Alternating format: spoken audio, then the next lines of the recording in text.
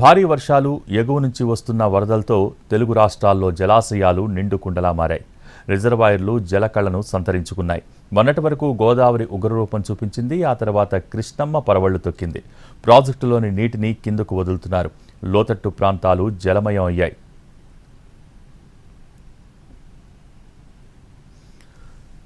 ఎగువ నుంచి వస్తున్న వరద నీటితో శ్రీశైలం జలాశయానికి వరద కొనసాగుతోంది.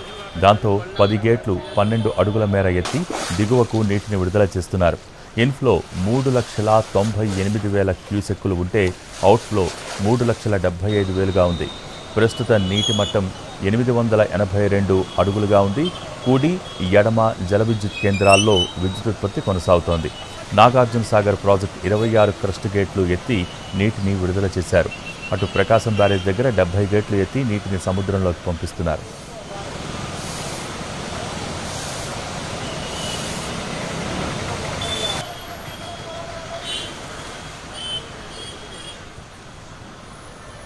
సాగర్ నుంచి వస్తున్న నీటితో ప్రకాశం బ్యారేజ్కి వరద ఉధృతి పెరిగింది. దీంతో మొత్తం 70 గేట్లను ఎత్తి నీటిని దిగువకు విడుదల చేశారు అధికారులు.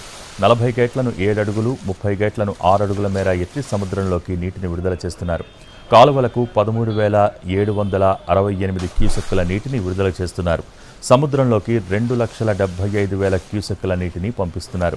మరోవైపు ప్రకాశం బ్యారేజీ నుంచి నీటిని విడుదల చేయడంతో లోతట్టు ప్రాంతాల ప్రజల్ని అప్రమత్తం చేశారు అధికారులు.